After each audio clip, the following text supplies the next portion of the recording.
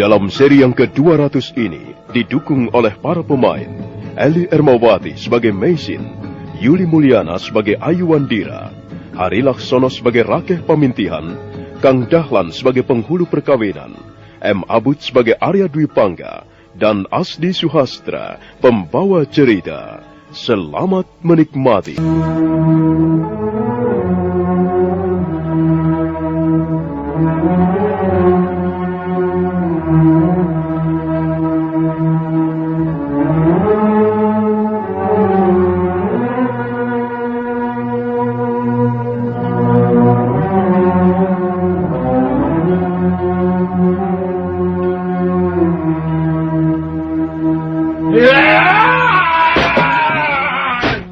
Pintu ruangan bilik Ayu Wandira terbuka.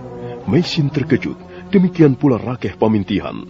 Mereka buru-buru menghampiri Ayu Wandira yang terlentang lemah di atas pembaringan. Wajah gadis itu pucat dan matanya cekung. Tubuhnya nampak sangat lemah.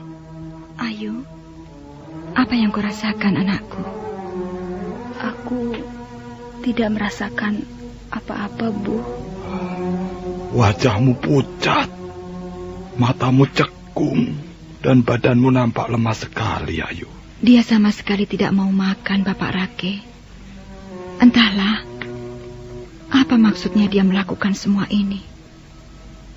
Mungkin dia ingin menyiksa hati ibunya sendiri. Jangan begitu, Ayu. Kasihan ibumu. Kalau kau sakit begini, ibumu yang sedih, ibumu yang susah. Kau harus makan sedikit, dan kau harus minum ramuan daun-daunan supaya tubuhmu menjadi kuat kembali. Badannya masih panas, Nyai. Kau mau makan, Ayu? Makanlah, biarlah ibu akan menyuapimu. Tidak, Bu. Aku tidak mempunyai nafsu makan. Biar sajalah. Mengapa ibu repot-repot mengurusi Ayu? Bukankah ibu sudah merasa puas menjadi seorang tabib yang ternama? Ayu, sampai hati kau melakukan semua ini kepada ibu. Aku memang seorang tabib yang ternama. Aku sudah biasa bekerja untuk banyak orang. Tapi hanya kaulah kebahagiaanku, Ayu. Kaulah mutiara hidupku. Kalau kau terus-menerus menyiksa ibumu seperti ini, ibumu tidak akan berumur panjang lagi. Kau senang kalau ibu cepat mati? Ayu, ibumu itu sangat menyayangimu. Di dunia ini tak ada seorang pun yang begitu disayangi ibumu, kecuali kau sendiri. Karena kaulah putri satu-satunya. Dia sudah merawatmu dengan baik. Dia selalu memperhatikanmu. Masih kurang apa lagi? Bapak Rake, Ibu, tinggalkan Ayu sendiri di ruangan ini. Ayu tidak menginginkan apa-apa, kecuali terbaring di atas ranjang, sambil merenungkan nasib Ayu. Biarlah Ayu berpikir. Biarlah Ayu menenangkan hati Ayu. Ibu tidak usah khawatir.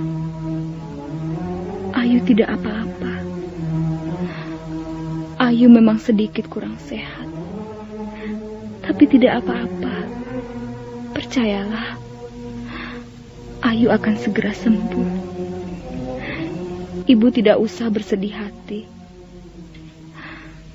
Barangkali suatu saat nanti, jika Ayu sudah bertambah dewasa. Kuda meninggalkan desa Pasuruhan 1.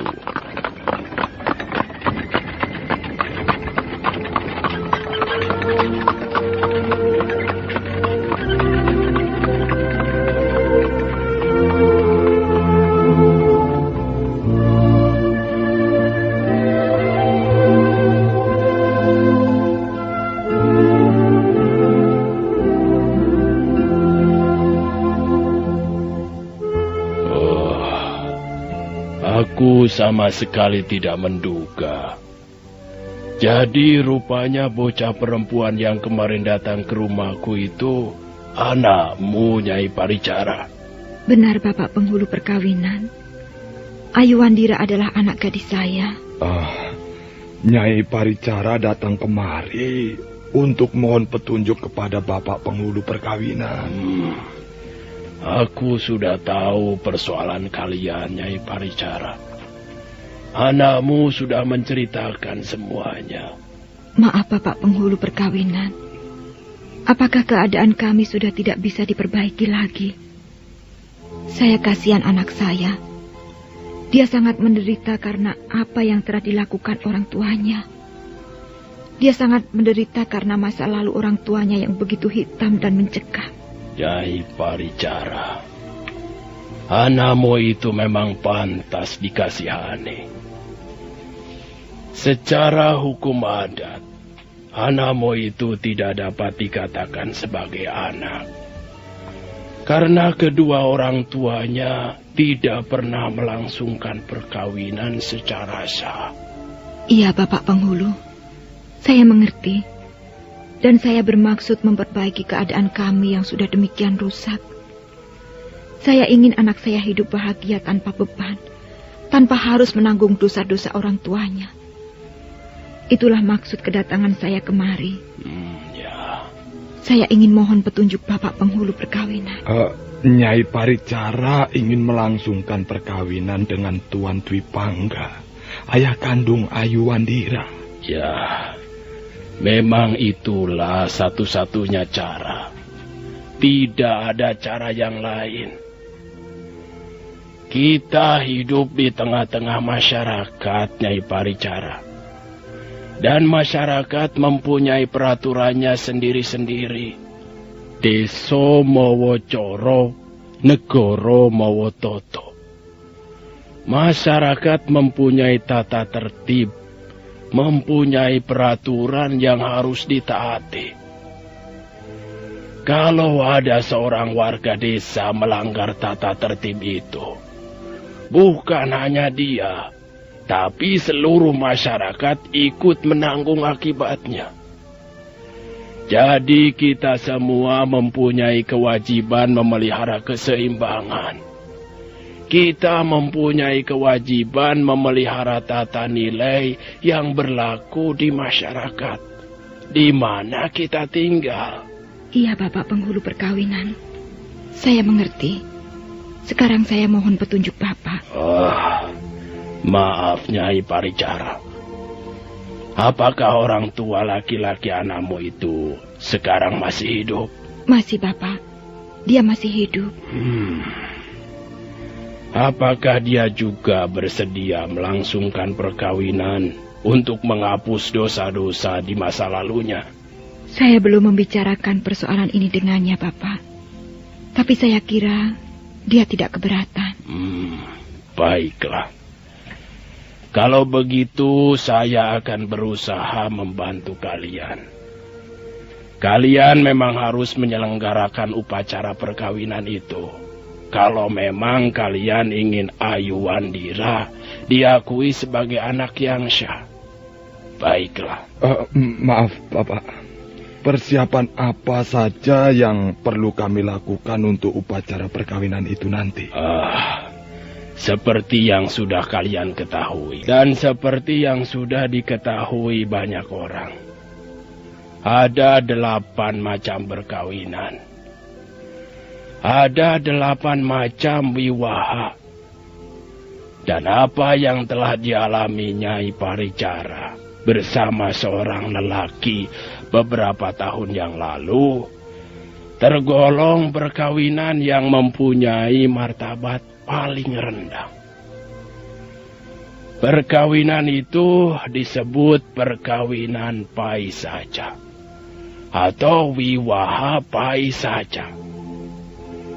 Sebab pada saat laki-laki itu mengerjakan perbuatan yang tidak senonoh, Nyai Paricara sedang dalam keadaan tidak sadarkan diri. Tentu saja sekalipun perkawinan itu mempunyai martabat paling rendah, tapi bisa menghasilkan buah atau menumbuhkan sebuah benih yang nantinya akan menjadi manusia. Dan ternyata benih itu sekarang hidup dan bernama Ayuwandira. Ya, secara hukum adat, Ayuwandira dianggap tidak pernah ada. Dan perkawinan itu sendiri pun sebenarnya tidak pernah ada. Nyai Paricara tidak pernah menjadi seorang ibu yang sesungguhnya. Demikian pula laki-laki itu tidak pernah menjadi ayah. Hal itulah yang membuat Ayuwandira sekarang ini gelisah. Iya, Bapak. Lalu bagaimana cara memperbaiki keadaan ini? Caranya sudah jelas. Dan hanya satu. Ialah Nyai melangsungkan perkawinan dengan laki-laki itu.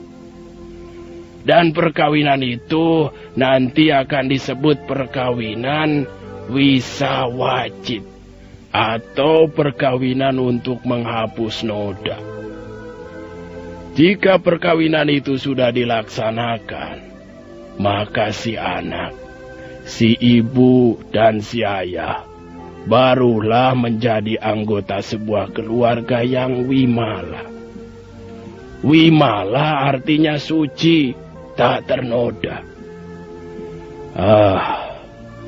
Sekarang tinggal bagaimana Nyai Paricara sendiri. Saya bersedia membantu. Saya sudah kenal Nyai Paricara sebagai seorang tabib yang sangat disegani, ternama, dan banyak berbuat baik kepada sesama hidup. Saya sebenarnya sangat menyesalkan mengapa Nyai harus mengalami nasib seperti ini. Terima kasih atas kesediaan Bapak penghulu perkawinan membantu kami. Lalu kapan sebaiknya upacara itu dilaksanakan, Bapak? Dan yang penting, persiapan apa saja yang harus kami lakukan, Bapak? Pertama kali, Nyai harus dikenakan denda 100 ringgit untuk membuang sia. Dan uang 100 ringgit itu harus terdiri dari uang kepengan perak murni. Jumlahnya harus 100. Uang itu nanti akan dipergunakan untuk membeli bahan-bahan selamatan. Seperti kedelai hitam, seekor domba jantan, 7 kuntum bunga senting, dan 3 buah tarambuja. Buah tarambuja itu nanti harus dimasak menjadi sayur labu tanpa garam. Demikian juga Nyai harus mempersiapkan bubur putih tanpa garam. Itulah apa yang perlu dipersiapkan sebelum upacara perkawinan wisawajit. Apakah sudah jelas, Nyai? Iya, Bapak penghulu perkawinan. Sepertinya sudah cukup jelas. Bagaimana Bapak Rake? Saya kira sudah cukup. Kalau begitu, baiklah Bapak penghulu perkawinan. Karena Bapak sudah bersedia membantu kami. Dan semuanya sudah cukup jelas. Sekarang perkenankan kami mohon diri. Selanjutnya, kami tinggal menunggu kapan saat perkawinan itu dilangsungkan. Ya, baiklah. Nanti aku akan mengabari kalian. Hari perkawinan harus dipilih dengan baik, supaya terlepas dari ancaman bahaya yang tidak kelihatan. Baiklah, mudah-mudahan Dewata Agung memberkati Nyai dan keluarga. Bagus, Ayu. Kalau kau mau makan sedikit, kau akan segera sembuh. Sekarang kau sudah makan 3 suap. Itu jauh lebih bagus. Jangan menyiksa dirimu seperti ini. Kalau nanti kau benar-benar sakit dan sakitmu parah, semua akan menjadi susah. Lagi pula apa enaknya orang sakit? Saya sudah putus asa, Ayah. Ibu tetap keras kepala. Ibu sama sekali tidak mau memikirkan saya sebagai anak. Iya, aku sendiri tidak tahu harus bagaimana. Ibumu memang begitu. Wataknya keras seperti batu. Tapi sebenarnya dia sangat mencintaimu, Ayu. Apa artinya cinta seorang ibu jika dia sampai hati membiarkan anaknya hidup tanpa kepastian? Aku ini tidak dianggap manusia, Ayah. Aku dianggap tidak pernah ada. Aku tidak mempunyai hak seperti anak-anak yang lain.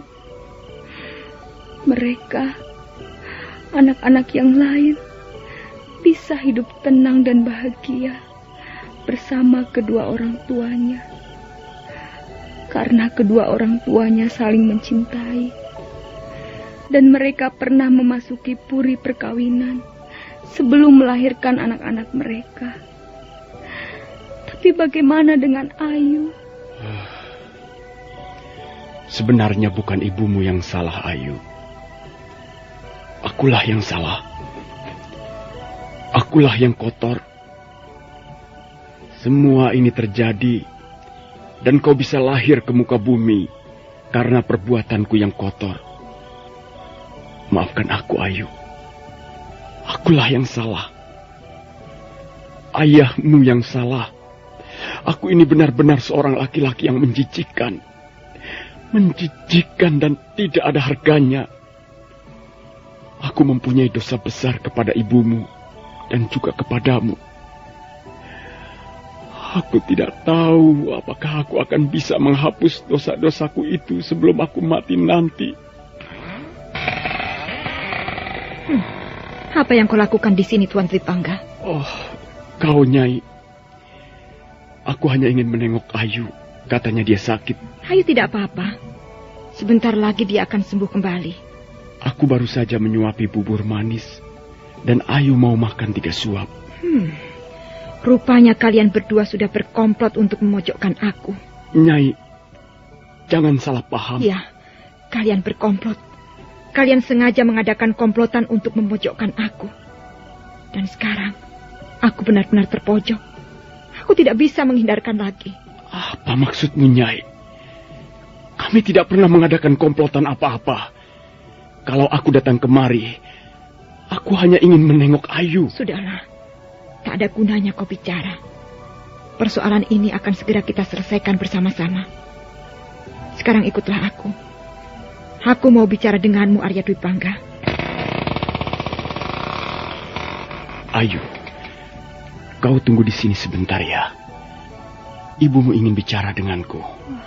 Sepertinya tidak ada lagi yang perlu dibicarakan, Ayah. Ibu sudah merasa paling benar.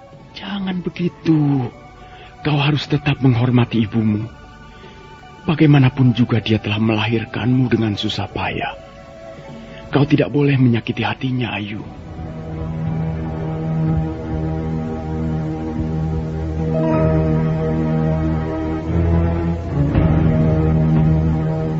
Ada apa, Nyai? Apa yang ingin kau bicarakan?